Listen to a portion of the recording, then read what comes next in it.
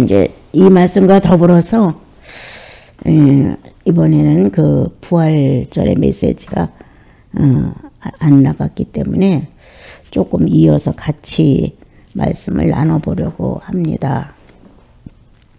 고난주 경성을 대비해서 4번에 걸쳐 주님의 순환에 관한 얘기를 나눴고요. 조금 아쉬웠던 것은 이어서 부활절 예배가 진행됐을 때 메시지가 부활에 대한 말씀이 나갔으면 좋았었는데 그게 뜻대로 되지 않았네요. 그래서 이제 오늘은 조금 이어서 고난 뒤에 따르는 부활, 죽음 뒤에 따르는 부활, 시련 속에서 다시 피어나는 새 생명의 가치성, 이런 것들을 한번 우리 마음에 새겨봤으면 좋겠습니다.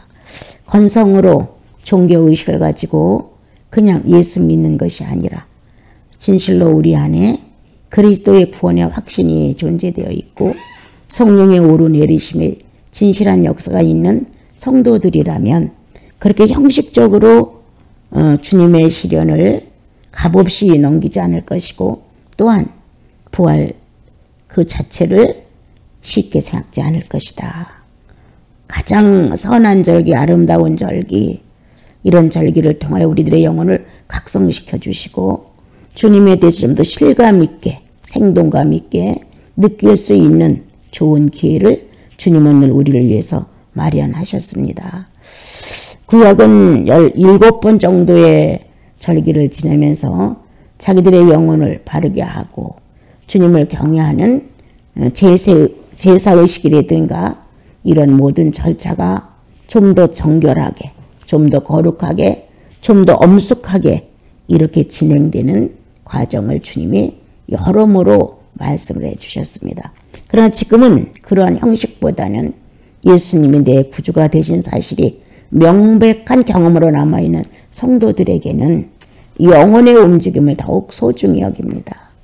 그래서 그 마음속에서 일어나고 있는 나라는 육체가 느낄 수 있는 그것보다 한 발 앞장서서 들어가면 어떤 실체가 존재해서 그 실체의 움직임을 따라 내가 함께 움직여 간다는 사실이 영혼 안에서 경험이 되는 이런 아름다운 예수의 실체를 누구나 다 그리스도 안에서 거듭났다면 실감하고 지나가게 됩니다. 우리는 왜 그리스도의 고난을 그토록 기뻐하지 못하는 것일까? 왜 그 순환이나 시련이나 어떤 고난에 대해서는 누구든지 달가운 마음으로 받아들이라는 마음이 거의 없습니다. 부활의 영광이라든가 성공의 의미라든가 이런 것들은 곧잘 많은 부분을 차지하지만 고난이라는 범위를 가진 것은 주님만이 많이 가지고 있는 범위 같고 성도들은 그냥 쉽게 저버리고 갈 수 있는 그런 과정 같은 거예요. 그런데 고난이 없이는 예수 그리스도를 실감하지 못합니다. 주님과 같은 내적 고민 안에서 같은 신음과 같은 아픔과 같은 고통을 느낄 수 있는 경험들이 있어야 순환기, 고난주, 부활절 이런 것들이 각자 영혼 속에서 새롭게 살아나 생명력이 되어지고 그때 가슴 뭉클뭉클하게 해주는 성령의 역사가 내 마음이 침체됐다가도 다시 일어나게 되고 뭔가 슬픔과 절망 중에 있다가도 새로운 의식으로 깨어나게 됩니다. 나는 고난 없는 예수를 믿으려면 벌써 실증이 나서 고만뒀을 것 같아요. 그런데 고난 중에 계신 주님을 만나 고난으로 연합이 됐고 고난의 삶을 살아가면서 주님을 배운 것이 엄청난 난 유익이었다고 늘 사람들한테 말합니다. 고난이 없었더라면 난 아무런 의미가 없었다. 예수 그리스도가 고난의 주였기에 내 영혼이 더욱 화답이 되는지도 모른다. 또한 그 고난이 나와 함께 일생을 한다는 사실이 너무 좋다. 그렇지 않았더라면 나는 자만했을 것이고 잘난 척했을 것이고 으쓱거렸을 것이고 사람 무시하는 거 보통으로 그렇게 했을 것이고 아주 그대로 죄인들이 겪는 그대로의 인격과 행위를 나는 했을 것이다. 그런데 그렇지 않게 하시려고 고난의 주를 만나 고난을 붙들고 통곡할 수 있었다. 어느 날 주님이 십자가에 홀로 매달려 있는 모습이 영혼 속에 밀려왔을 때 누가 지키냐고, 홀로 된 당신의 모습을 누가 지키냐고 내가 소리쳐 온 적이 있었다. 그 경험이 수년간 나를 예수께로 가까이 가게 했다. 제가 지키겠습니다. 주님, 제가 지켜요. 이렇게 홀로 십자가에 매달려 돌아가시고 무덤에 들어간 당신을 누가 지키느냐고 소리쳤던 그때 내 영혼의 경험이 지금도 살아서 이런 절기를 지나게 되면 주님, 제가 지켜요. 이런 고백을 합니다. 이토록 예수라는 분은 어떤 허상이나 목상이나 돌로 만든 것이 아니라 실제 내 영혼의 의지 안에 존재하는 인격신이라는 사실을 나는 의심해 본 적이 없습니다. 나는 이번에 주님 앞에서 주님, 부활이라는 이 의미가 실제로 내 생활에서 능력이 있어야 되고 또 이 부활이라는 의미가 성도로서 합당한 바, 이것이 다른 사람의 영혼을 깨울 수 있을 만큼 능력이 있어야 되는데 주여, 내가 그러한지 모르겠습니다. 기식이 분명하지 않고 연약한 영혼들을 만났을 때 예수라는 분을 전달하면 그 속에서 의식들이 살아나고 주님에 대한 감각에 대해서 부끄러움을 느끼고 뭔가 헛산 것 같은 느낌을 주고 각자가 반성해서 예수라는 분을 좀 더 가까이 접근시킬 수 있는 이런 어떤 기회와 통로가 되기를 바라는 마음이 있는데 이런 사실이 내게서 움직여지지 않는다면 주님, 내게서 부활은 죽은 것이 아닙니까? 이런 이제 의미를 가지고 며칠 내 나름대로 좀 심각한 마음을 갖게 됐습니다. 사람들이 만나 사람들의 대화 속에서 사람으로 헤어질 것이 아니라 성도들이 만나 대화 속에서 성도들다운 대화를 하고 그 속에서 뭔가 꿈틀꿈틀거리는 영혼의 움직임이 있고 교제가 된다면 헤어져 가서 여운이 꽉 차서 나도 좀 더 생동감 있게 주님을 모셔야지, 이러한 활력소가 될 수 있는 힘이 있어야 부활의 영역권에서 사는 것이고 부활의 공간 속에서 절대 죽지 않는 이러한 믿음의 모습을 보여주는 것인데 주님, 나 그러합니까? 라는 고민이 며칠 동안 계속 나를 사로잡고 있었어요. 종교인이 되어서 의식에 충실하고 부활절 기념이니까 거기에 또 뭔가 마음을 조금 쏟고 이런 식의 내 모습을 가지고 내가 예수를 믿는다면 이건 아니지요. 이런 이제 마음을 가졌어요. 그리고 묵상을 하다가 주님, 제가 성도들에게 부활의 공간 속에 살면서 주님의 시선을 피할 수 없다. 그분의 살아 움직임의 모든 기식들은 나와 함께하는 것인데 이 부활의 공간 속에서 거짓말이 안 고쳐지면 안 된다. 소경이 돼서는 안 된다. 오감이 죽어서는 안 된다. 오성이 삐뚤어지면 안 된다. 이렇게 많이 부활의 영역권 속에서 삶을 표현을 해 주었었습니다. 그런데 과연 너는? 이라고 내가 나를 반문해 봤을 때 난 너무 둔하지 않은가? 너무 멀리 있지 않은가? 이런 마음이 드는데 영혼 안에 살포시 어떤 주님의 내재의 활동이라고 할까? 어떤 의식이 일어났어요. 이미도 부활에 참여했느니라. 이렇게 이미도 부활에 참여하고 있다는 내용이 살포시 이렇게 마음을 건드려 주었어요. 그래서 좀 더 심도 깊게 생각을 모아봤죠. 하나님에 대한 의식이 전혀 없던 내가 예수 그리스도분의 구속의 내용을 듣고 내가 새어 타는 태어난 그날 하나님을 아버지라 부를 수 있고 또 내 죄를 용서하신 그리스도라는 분이 있다는 이 새로운 의식이 내 안에서 활동했을 때 하나님에 대하여 죽었던 네가 살아났도다 라고 기록한 말씀은 바로 죽었던 네가, 의식이 없던 네가 하나님에 대해서 새로운 의식이 있고 살아났다는 자체는 하나님 편에서 부활이다. 이런 의미가 내 영혼에 다시 한번 휘감아 왔어요. 예, 그러면서 언제든지 그 의식은 살아있다. 그래서 성령의 경험은 오늘도 나에게 확실한 증거를 해주는데 살아났느니라 라는 내용이 내 영혼 속에서 크게 소리쳐 주었습니다. 또한 성령이 활동하는 것은 부활하신 주님이 활동하는 것과 같다. 주님이 활동한다면 서로 볼 수 있지 않겠니? 서로 말할 수 있지 않겠니?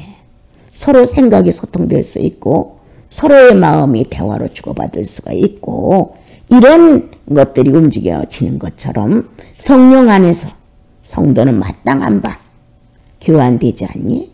소통되지 않니? 그리고 주님의 삶이라면 긍정되지 않니? 이런 내용이 내 영혼 안에서 움직여지면서 그래 부활은 앞으로 받는 것도 아니요 주님만이 받은 사실도 아니라 예수 안에서 거듭난 모든 성도들은 다 부활이었다. 부활이다 지금도. 그래서 하나님에 대한 의식이 살아났느니라. 이렇게 정리가 다시 한번 되었어요. 그래서 감사한 마음이 마음속에 가득 채워지면서 이 오묘한 진리가 정말 열심히 교회 생활은 하지만 열심히 저마다 신앙생활에 충실한다고 하지만 이렇게 숨길 수 없고 지울 수 없고 덮어버릴 수 없는 주님의 살아 움직이는 이 현실이 각자 영혼 속에서 증거된다면 우리는 살아나신 예수님을 함부로 대할 수 없다. 그래서 성도의 자세가 바뀌고 삶이 바뀌고 그리고 생각과 목표가 바꿔진다고 확신하게 됩니다. 오늘 부활절을 맞이하고 또 새로운 주일을 만나는데 여러분 각자가 부활의 능력으로 살아있음을 한번 이번 주에 증거해 보십시오. 주님 나 살았습니다. 주님이 사신 것처럼 나 살았습니다. 성도에 대한 의식이 늘 살아있습니다. 성령과 더불어 오성과 오감이 소통됩니다. 어느 때 무엇을 어떻게 움직일지라도 그 안에 움직여지는 것은 주님과 나 사이에 의지가 존재합니다.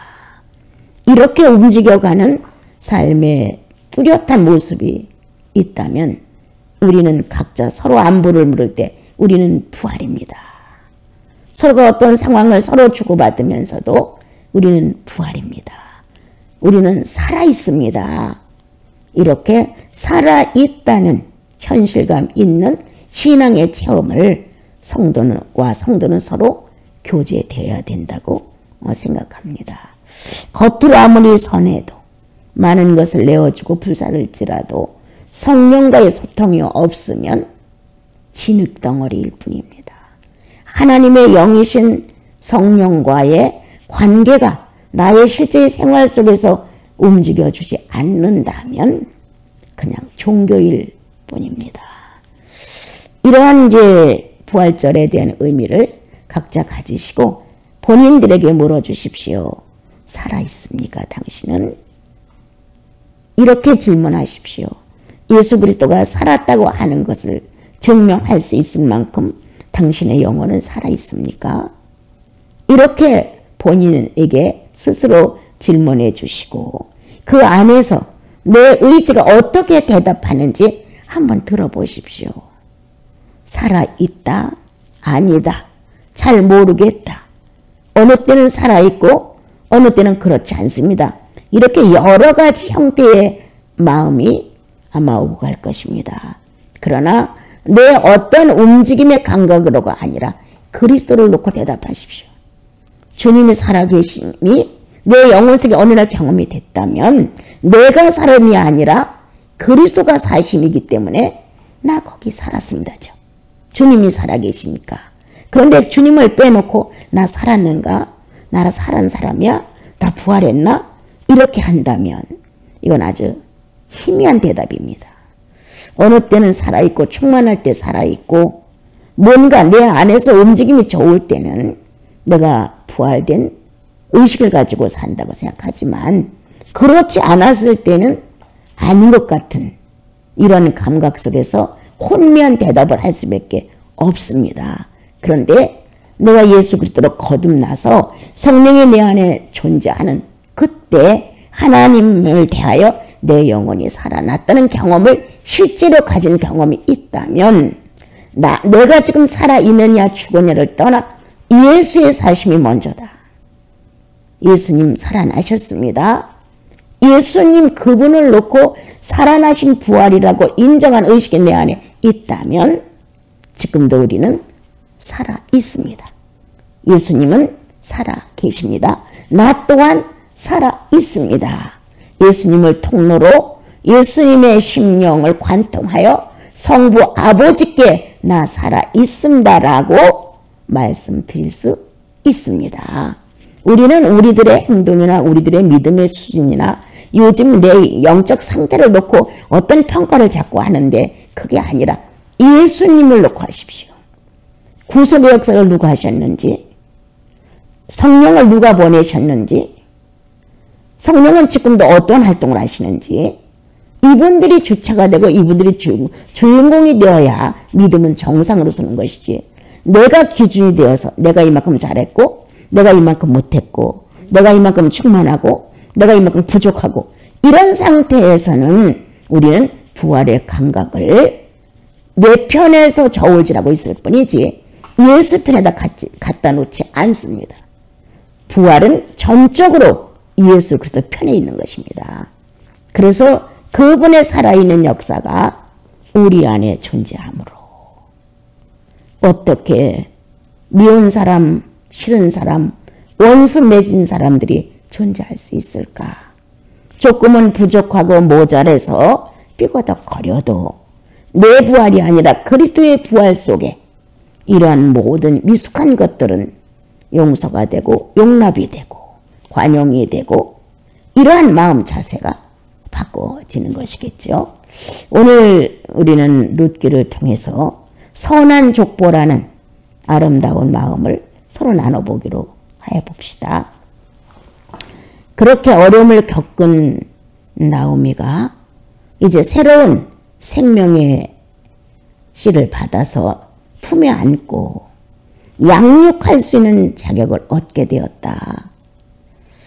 그리고 그가 그리스도가 오실 수 있는 혈통을 낳아주었다라는 내용을 우리에게 보내줍니다.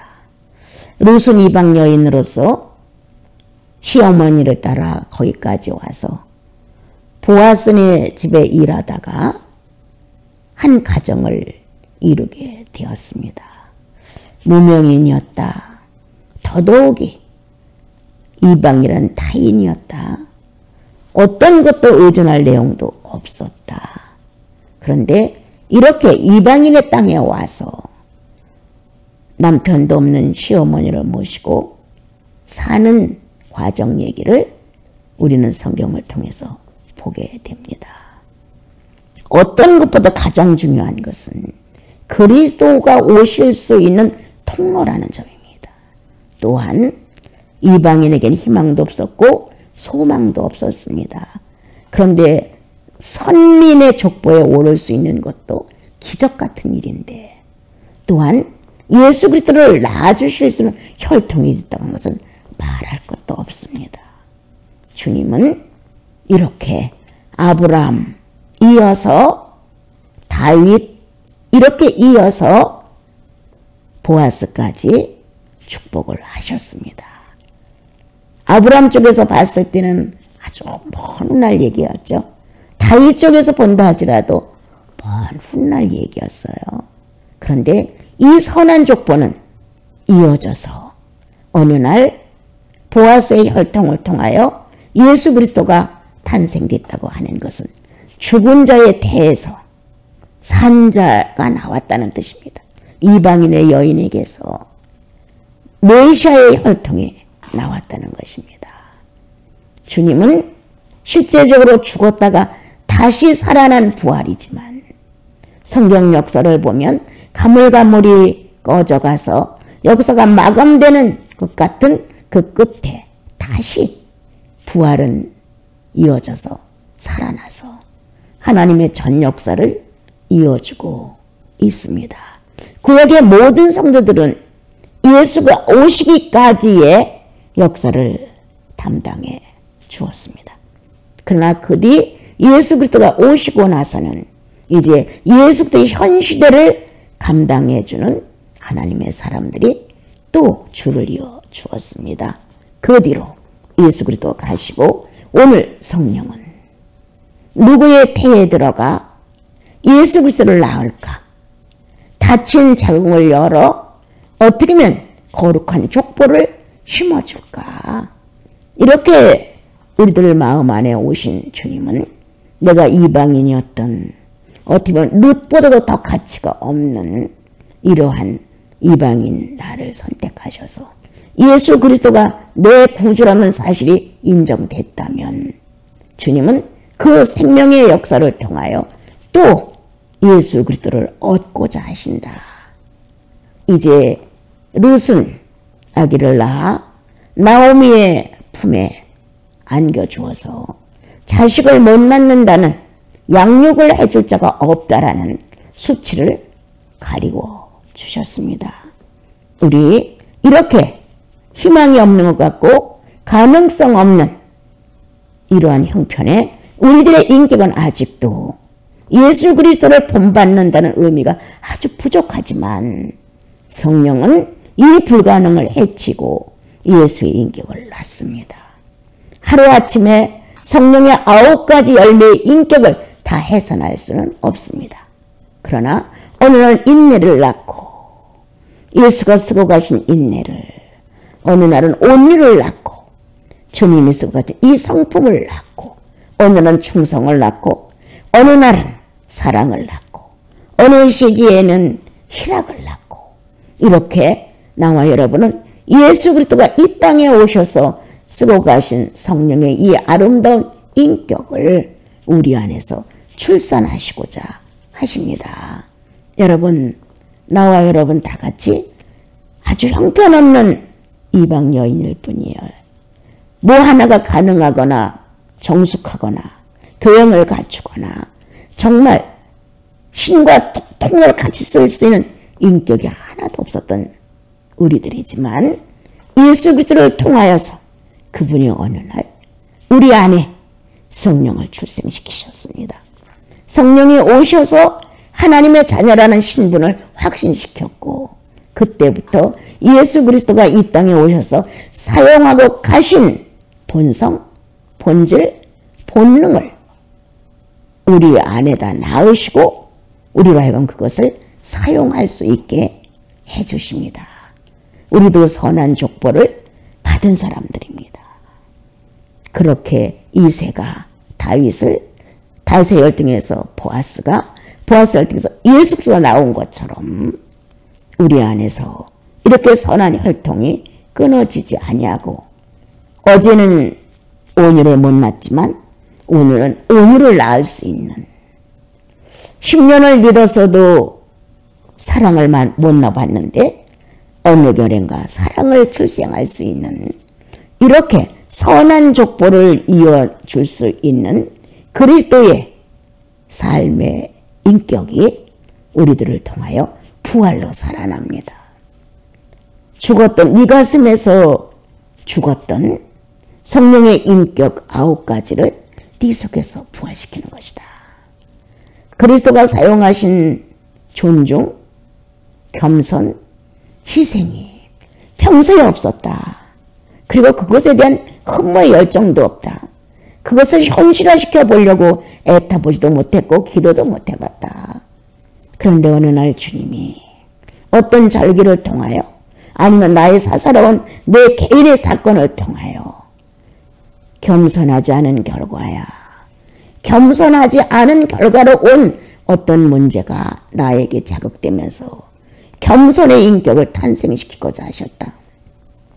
오만불손하고 너무 지나친 거만성과 너무 지나친 우쭐거림과 다른 사람의 영혼을 상하게 할 만큼 나섬과 이런 것들로 뭉쳐있던 내가 어떤 계기를 통하여 교만한 나라고 스스로 자기를 정죄해본다.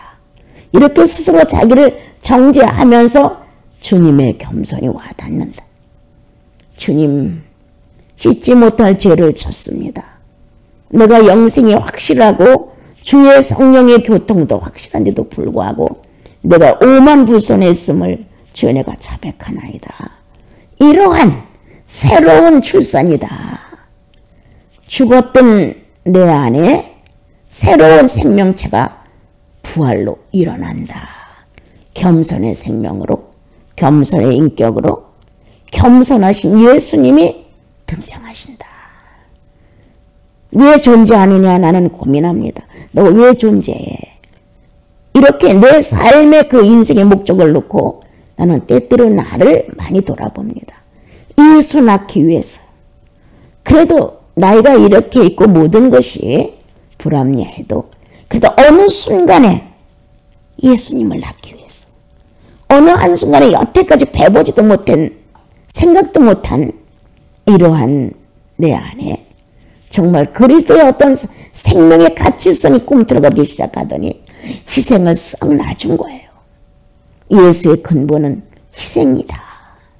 이 희생이 없는 나를, 아주 이기적인 나를, 내 편안주의인 나를, 온전히 내 입장에 나를 만족시키려고 하는 나를 나는 나가 스스로 볼 수 없었다. 그런데 어느 날 주님이 희생하신 당신의 모습으로 나를 일깨우신다. 민망스럽고 막 부끄럽고 수치스럽고 돼지처럼 살고 지멋대로 살고 공작처럼 살고 이렇게 했던 내 그 불순한 모습들이 나 스스로 안다. 나는 죄인이다. 이러한 정죄의식의 고백을 주님 앞에 한다.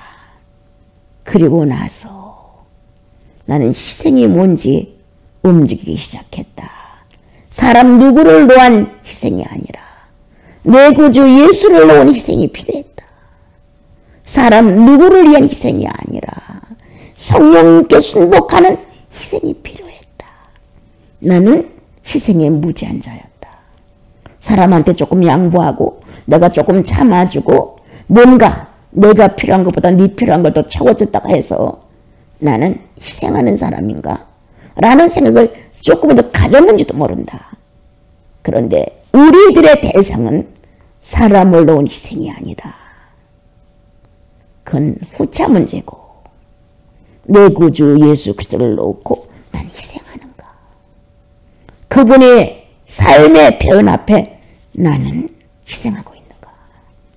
성령의 존재하심이 확실하고 나를 울리심과 통회하게 하심이 확실한데 나는 그분을 놓고 희생하는가? 이런 문제로 다시 한번 내 영혼이 해를 만난 것처럼 내 밑바닥 근원 누구를 대상으로 희생해 좋을지 모르고 입에서만 우러내드는 희생이 주인을 찾았다. 내 구주 예수 그리스도를. 여기서 희생의 자복이 나오고 회개가 터져 나옴으로 인하여 우리는 새로운 마음을 가다듬고 자연적으로 주님과 나 사이에 희생이 절실해지고 내 고백이 절실해지고 그것이 바르지 않았다는 것이 내가 죄인이라고 정죄를 정확히 할 수만 있다면 할 수 있었다면 반드시 효과는 사람에게로 간다. 주님을 놓은 희생이 성령을 놓은 희생이 결과는 어디로 가느냐? 사람에게로 간다. 하늘에서 이루어진 듯 보이지 않는 세계에서 이루어진 듯이 땅에서 이루어지다 보이는 사람 속에서 확인된다. 그래서 하늘과 땅을 분리하지 않고 통일시킨다. 이와 같은 우리들에게는 부활이 있습니다. 그분은 몹시 사람을 존중했다. 왜? 하나님과 형상과 모양이었기 때문에. 아마 인류에서 하나님의 형상과 모양이었기 때문에 사람을 존중한 사람은 주님 한 분뿐인 것 같다. 그분은 내 아버지의 모양대로 내 아버지 형상대로 지음을 받은 사람에 대해서 철저하셨다. 죄인이기 때문에 의인이기 때문에 이런 분리성이 아니라 내 아버지의 것이기 때문에 이렇게 내용을 가지시고 그는 존중해 주셨다. 성경은 군데군데 그렇게 예수 그리스도가 하나님의 형상과 모양이라는 자체를 놓고 존중해 주었던 사건들이 엄청 많이 있습니다, 여러분. 그러므로 존중 없는 내 인격에 어느 날 주님의 존중성이 내게 빛으로 다가오면 내가 얼마나 무지했던가, 내가 얼마나 무식한 천박한 짓을 했는가를 나도 모르게 절실하게 고백을 하게 되지요. 자, 그러므로 인해서 그때부터 성부를 존중, 성자를 존중, 성령을 존중, 이거 다 하지 못한 회개가 걸어다니면서 나오죠. 나는 성부를 존중하지 못했습니다. 나는 성자를 존중해 보지 못했습니다. 나는 성령을 존중하지 못했습니다. 이렇게 존중하지 못했다는 마음으로 주님 앞에 나가되면 이제 어느 결인가 내 의식은 살아났습니다. 존중하지 못했던 내 의식이 새로운 의식으로 살아나서 이제 의식을 바로 갖게 되면 사람을 향해서 존중할 수 있는 내 모습이 나오게 되지요. 부활이다. 자, 우리 이번 부활절을 통해서는 다른 거를 부활한다는 게 아니라 내가 그동안 하나님의 것, 성자의 것, 성령의 것에 대하여 의식이 죽은 것처럼 활용해 보지도 못했고 활동도 못 해봤던 이것들을 살려봅시다. 그래서 부활이야. 예수님이 쓰고 가신 건 너무 오랫동안 묵어놔서 죽은 것 같이 됐었는데 이번 부활절을 지나면서 아, 온유가 살아났어. 온유가 탄생됐어. 겸손이 탄생됐어. 죽었던 겸손이 살아났어. 예수님이 한 번도 써보지 못한 건 다 죽은 거예요. 그런데 예수님이 쓸까 있게 된 거예요. 아, 이 충만함이요. 새롭게 살아난 평화가. 하나님과 나 사이의 평화, 사람과 사람 사이의 평화. 이게 죽어 있었는데 이 부활절을 통해서 내 안에 살아났습니다. 이러한 부활, 이러한 르세의 선한 혈통의 부활, 우리는 다 갖춰 갖고 있다. 예수 그리스도를 통해서 충만히 선한 혈통을 유지될 수 있게끔 하셨고 예수 그리스도의 성령을 통하여 우리는 그 선한 혈통을 계속적으로 해산할 수 있다. 하나님에 대하여 의식에 죽어 있는 것 같았는데 이게 살아난다. 오늘도 우리는 부활이다. 천일의 성도들이 부활의 영역권을 가지고 저마다 경주자가 되어서 이 사람은 이 내용으로 저 사람은 저 내용으로 저마다 해산하려는 임신부와 같이 애를 쓰고 있고 또한 우리는 죽은 자가 다시 살아나 큰 음성을 발휘하듯이 우리 저마다 비굴하게 살지 말고 오늘 하나님에 대하여 바른 의식으로 움직여짐으로 부활이다라고 내 영혼에게 소리쳐 주십시오. 내 자신에게 말씀해 주십시오. 이제 네 안에서 죽었던 하나님에 대하여 죽었던 네가 살아났도다. 어떤 걸로 예수 그리스도께서 쓰고 가신 성령의 인격으로 살아나보자. 그래서 우리 부활 이 자체에 각가지 예수 그리스도가 쓰고 가신 인성과 신성이 막 꿈틀거리고 있는데 상황을 딱 만나면 사건을 만나면 아담으로 돌아가지 말고 그대로 인정하자. 그래서 와 없었던 겸손이 나온 거예요. 없었던 갑작스러운 지하 안에서 자비가 나온 거예요. 품을 수 있는 대화가, 품을 수 있는 온유한 감정이 이렇게 튀어나옴으로 인하여 오늘 당신은 살았소. 오늘 당신은 부활이요. 이렇게 성령이 증언을 해주시는 부활절의 아름다움이 나와 여러분 속에 충만하기를 원합니다. 기도합시다. 주님 감사합니다. 오늘도 부족한 저희들을, 연약한 저희들을 많이 사랑해 주셔서 남은 여생 10년을 더 살지 20년을 더 살지 그건 알 수 없지만 저마다 예수 그리스도가 사용하고 가신 주님의 생명력이 하나님을 대하여 살아날 수 있도록 축복하사 부활이라고 소리치고 가셨습니다. 지금도 성령은 부활이라고 소리치고 계십니다. 주님, 우리 모두 이렇게 죽어있는 새로운 아름다운 인격의 의식들이 주님 앞에서 활발하게 활동할 수 있도록 축복받은 것 감사하고 그렇게 움직여가는 저희들 되게 하옵소서. 예수님의 이름으로 기도합니다.